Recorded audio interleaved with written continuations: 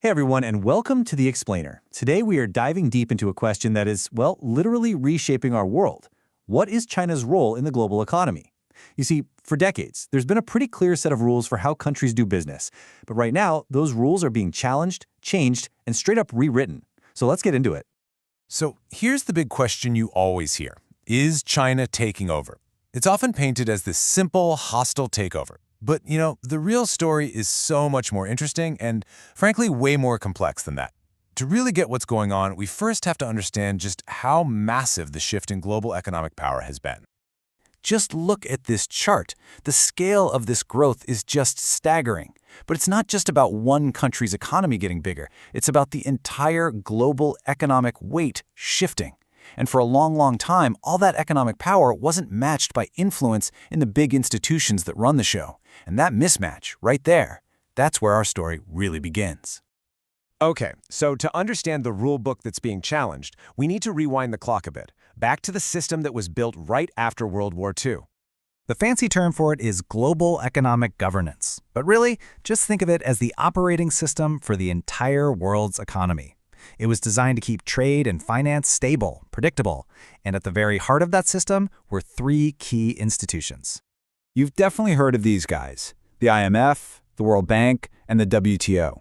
For more than 70 years, these have been the pillars of the whole economic order. They've been the ones setting the standards, with the US and its allies pretty much in the driver's seat. And that brings us right back to the central issue.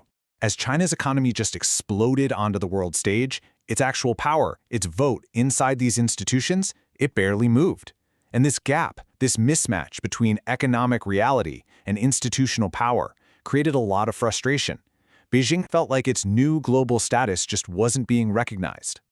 So what do you do with that frustration? Well, it's led to two completely competing stories about what China is doing about it. So on one side, you have the story of China the rule breaker.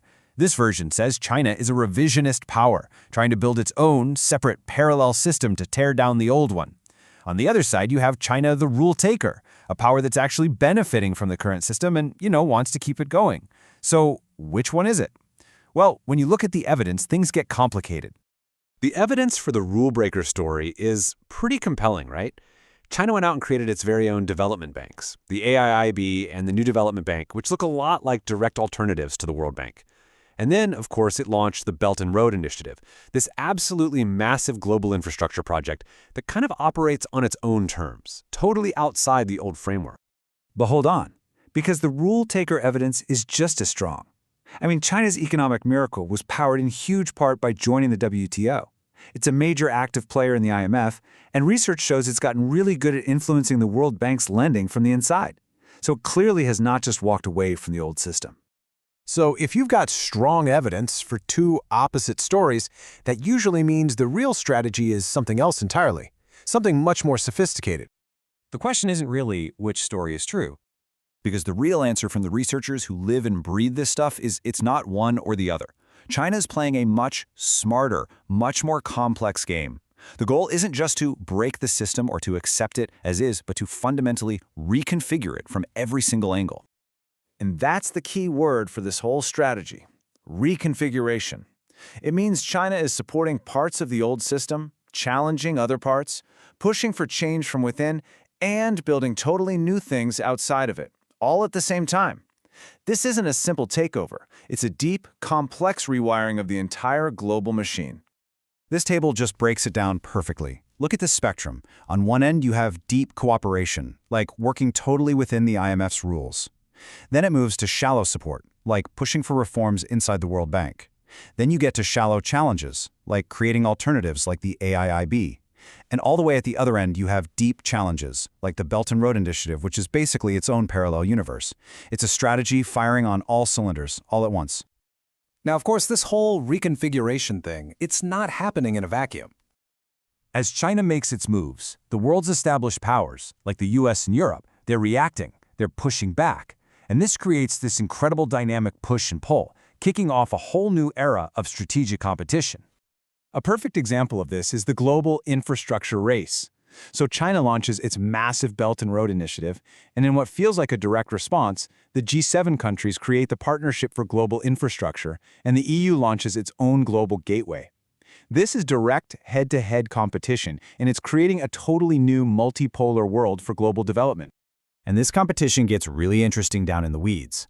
For instance, researchers dug up this fascinating detail. When traditional U.S. allies decided to join China's new infrastructure bank, the AIIB, the U.S. would quietly punish them by voting no on their other project proposals over at the World Bank. But, and this is the key detail, the punishment was just a signal. It was basically a symbolic slap on the wrist. Because in the end, those projects were all approved anyway.